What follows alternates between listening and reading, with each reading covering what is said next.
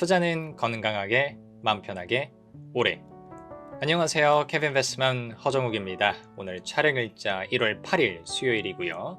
오늘은 로봇과 관련된 말씀 한번 드려보고자 합니다. 최근에 로봇주들이 굉장히 핫하죠. 어쨌든 삼성이 쏘아올린 작은 불씨 같은데, 삼성이 레인보우 로보틱스 이미 인수를 해놨었는데, 레인보우 로보틱스에 대한 지분을 높이기로 콜옵션을 행사하기로 결정을 하면서 로봇 섹터가 갑자기 주목을 좀 받고 있습니다. 그리고 미국 쪽에서 뭐 테슬라의 휴머노이드 로봇 등등을 위시해서 여러 가지 테마와 재료들이 들어오고 있는 상황은 또 맞죠. 그런 관점에서 로봇 관련주들이 조금 수급이 굉장히 괜찮게 들어오고 있는데, 오늘은 대표적인 두 개 기업이죠. 레인보우 로보틱스 그리고 두산 로보틱스를 저희가 한번 스터디를 해보면서 심히 우려되는 부분들을 제가 한번 말씀드려 보도록 하겠습니다. 어차피 주가는 제가 영상을 찍든 안 찍든 웬만하면 수급이 좋게 움직일 것 같기 때문에 용기 있게 한번 던져보겠습니다. 제가 뭐 주가가 떨어질 거라고 예상을 하는 건 아니지만 로봇 관련된 주식들에 투자하는 여러분들이 이런 부분을 좀 조심해야 되지 않을까라는 측면을 전달드려 보겠습니다. 화면으로 가시죠.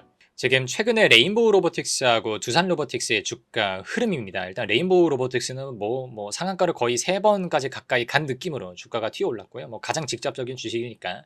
그리고 레인보우 로보틱스의 수급에 힘을 입어서 두산 로보틱스도 주가가 굉장히 많이 올랐습니다. 굉장히 저점에 비해서는 많이 올라와 있는 상황이고요. 손익계산서를 한번 살펴보겠습니다. 레인보우 로보틱스 손익계산서를 보시면 사실 매출의 성장률이 어마무시하다라고 보기는 조금 힘들 것 같아요. 왜냐하면 절대적인 규모가 그렇게 크지가 않기 때문에, 물론 2025년도 6년도에 대한 성장세가 좋게 점쳐지고 있기는 하지만 이거는 약간 애널리스트 분들께서 내신 거기 때문에 이걸 고지고대로 믿으시기보다는 웬만한 성장세가 예상이 된다라고 보시면 되고요. 두산 로보틱스 같은 경우도 매출은 천천히 늘고 있는 건 좋아요. 요거는 좋은데 계속해서 적자가 조금 강하게 나타나고 있다 보니까 이런 부분들이 조금 우려가 되는 거죠. 그리고 저희가 이제 PER도 사실 PER 로봇주들에 대해서는 PER을 보는 거는 의미가 없기는 하죠. 근데 한번 보시면 레인보우 로보틱스가 포워드4가 500배고요. 두산 로보틱스는 2300배예요. 두산 로보틱스가 시총이 진짜 크거든요. 예. 그러다 보니까 어차피 이 섹터는 실적 보고 가는 게 아니라는 거는 당연히 저희가 모두 알고 있죠. 기술에 대한 어떤 믿음, 그리고 앞으로 우리나라에도 로봇 산업이 좀 성장하지 않을 거에 대한 어떤 그런 꿈과 같은 그런 요소들이 들어오면서 주가를 올려놨던 건데, 제가 오늘 건드리고 싶었던 건 이겁니다. 이 두 회사가요, 사실은 상장한 지 얼마 안 됐습니다. 그렇게 오래되지 않았어요. 그래서 얘네들이 상장 갔을 때 증권신고서 제출했었던 내역들을 보면 얘네들이 자체적인 매출, 자기네들의 매출을 앞으로 얼마가 될 거라고 예상을 해놨는지를 저희가 볼 수 있거든요. 그러면 상장 가고 나서 과연 그 매출을 달성하고 있었는지를 저희가 한번 살펴볼 수가 있겠죠. 자, 레인보우 로보틱스 상장을 2020년도, 21년도에 갔어요. 근데 이제 예비 투자 설명서는 2020년도 12월에 제출이 되는데, 이때 어떻게 공모가액을 선정을 했었냐면 우리 2023년도에 순이익 147억 정도 낼 거야. 그리고 적용하는 펀은 25배 정도 적용을 해서 할인율 조금 때리고 해서 13,185원을 냈어. 이렇게 할 거야.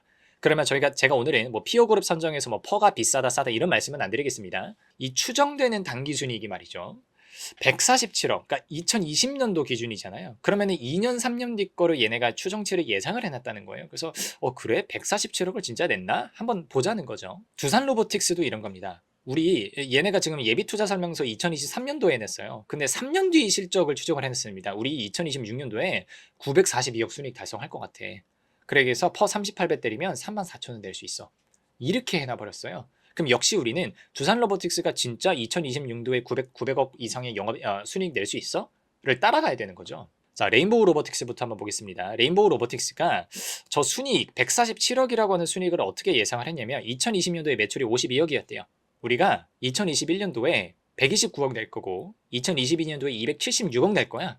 그리고 2023년도에는 440억 낼 거야. 그렇게 해서 영업비용 빼고 이런 거 빼다 보면 세금까지 내면 147억이 남아. 그러면 사실 성장세가 굉장히 가파르잖아요. 그런 관점에서는 야, 그래, 이 매출을 어떻게 달성해? 너네 매출 구성 어떻게 돼? 라고 하는 것도 밑에 써놨는데, 우리 협동 로봇을 이렇게 잘 팔 거고 다른 로봇들도 이렇게 늘어날 거야. 근데 이 중에서 음료 로봇, B2C 로봇이죠. 이런 거 많이 늘어날 거고 메이저하게는 협동 로봇에서 나올 거야. 산업용 협동 로봇. 근데 이제 문제는 이겁니다. 앞에서 막 400억 가까이 될 거라고 매출을 예상을 해놨잖아요. 근데 실제로 2023년도까지 레인보우 로보틱스는요, 매출이 200억이 채 나지 않았습니다. 153억밖에 나지 않았어요. 그리고 올해가 아니죠. 이미 작년이죠. 2024년도 3분기 기준으로는 100억밖에 안 됩니다. 그럼 이거 연유라 해보잖아요. 해봤자 한 130억, 140억 정도밖에 안 나와요. 오히려 매출이 역성장했어요. 2024년도에는. 물론 제가 뭐 4분기 실적을 알고 말씀드리는 건 아닙니다. 그냥 단순 계산을 해보면. 그런 상황에서 이 회사가 2023년도에 매출을 400억 이상을 낼 거라고 공언했었던, 그리고 그렇게 자기네들 스스로 예상했었던 그 수치를 우리가 과연 어떻게 받아들여야 될까에 있어서는 저는 좀 기업의 신뢰도를 하락하는 요소로 받아들여야 되지 않을까라고 개인적으로 생각을 합니다. 두산 로보틱스도 마찬가지예요. 지금 보시면 매출액에 대한 추정치가 우리 원래 670억 했었는데 1100억, 2600억, 4600억, 7600억 가면서 금방 우리 흑자 전환할 거야. 그리고 우리 뭐 순이익 1700억도 달성할 수 있어. 2027년도에. 이렇게 예상을 해놨잖아요. 그럼 일단 이 매출액이 어떻게 나왔냐는 거죠. 우리 로봇팔 이렇게 생산할 거야. 솔루션도 이렇게 가져갈 거고 나머지 부대 매출들이 붙어서 이렇게 성장을 할 거야. 그러니까 걱정하지 마. 우리는 이렇게 해보려고 우리가 할게. 그럼 일단 이 합계 매출을 진짜 달성했는지를 한번 따라가 볼까요, 저희가? 1000억, 3000억, 5000억, 8000억 이렇게 간다고 생각하세요. 실제 매출은요. 370억, 450억, 530억, 350억. 이거 곱하기 3분의 4 해봤자 한 120 정도 더 한다 그러면 해봤자 한 500억이죠. 적자는 더 커졌어요. 자, 적자 신경 쓰지 않더라도요. 매출이 지금 회사가 예비 투자 설명서에 제출했었던 숫자를 너무 월등하게 못 따라갑니다. 너무 미달이에요. 이게 뭐 조금 미스가 나는 정도가 아니라 너무 미스가 나다 보니까 애초에 레인보우 로보틱스도 마찬가지지만 두산산 로보틱스가 상장 갔을 때 그 공모 가격에 대해서 우리가 얼마나 신뢰도 있는 판단을 해줄 수 있느냐에 대해서 저는 조금 회의적인 시각을 갖게 될 수밖에 없겠더라고요. 그래서 정리를 해보겠습니다. 뭐 로봇 주식 다 좋습니다. 뭐 저도 개인적으로 뭐 이 두 회사는 아니지만 로봇 관련된 밸류체인을 아주 약간은 트레이딩을 치고 있기는 합니다. 그래서 뭐 수익도 어느 정도 나고 있기도 하고 제가 로봇 산업 응원 안 하는 거 아니고요. 앞으로 커졌으면 좋겠습니다. 근데 우리나라에서 가장 큰 두 개 종목이라고 할 수 있는 레인보우 로보틱스하고 두산 로보틱스가 상장 가는 시점에서부터 조금 주가가 높게 평가된 것이 아닐까. 자기네들의 실제 달성할 수 있는 실적 그리고 그 펀더멘탈 밸류보다 너무 고평가가 되어 있어서 실적에 대한 어떤 주가 설명력보다 너무 꿈에 대한 영역이 너무 많은 거 아니냐라는 우려가 좀 듭니다. 꿈의 영향을 받아서 주가 가는 게 뭐가 나쁘냐 하실 수도 있겠지만 이게 어떤 경우에 조금 문제가 되냐면 꿈에 약간의 스크래치가 났을 때예요.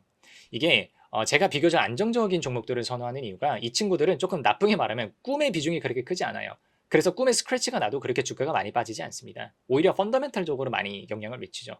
근데 이제 로봇주들 같은 경우에는 그 주가를 설명하는 여러 가지 요소들 중에서 꿈이 차지하는 비중이 굉장히 크기 때문에 이 꿈에 약간의 스크래치가 났을 때 굉장히 주가가 큰 과대 낙폭을 보일 수가 있다는 점이죠. 물론 여러분들이 트레이딩 스킬들을 가지고 계셔서 그때그때 애자일하게 대응하실 수 있다면 모르겠지만 그건 알아서 하시는 거겠지만 대부분의 투자자들은 그리고 제가 만나뵙는 대부분의 고객들은 그 정도의 트레이딩 스킬까지는 갖추고 계시지 않은 경우가 대부분이거든요. 그래서 여러분들이 이게 섣불리 기대감을 가지고 들어가셨다가 갑자기 크게 물리는 경우 혹은 굉장히 큰 손절을 내야 되는 경우가 발생하실 수 있어서 이런 부분들은 조금 조심하시면 좋겠다라고 말씀드릴 수 있겠습니다. 네. 그럼에도 불구하고 저는 한국 경제의 로봇 산업 굉장히 원합니다. 뭐 개인적으로 반도체하고 AI를 스터디를 하는 입장에서 앞으로는 로봇 산업이 커져야 정말 더 AI가 우리 생활 속으로 들어올 수 있기 때문에 응원하면서도 우려되는 말씀 전달해 드렸습니다. 여기까지 하겠습니다.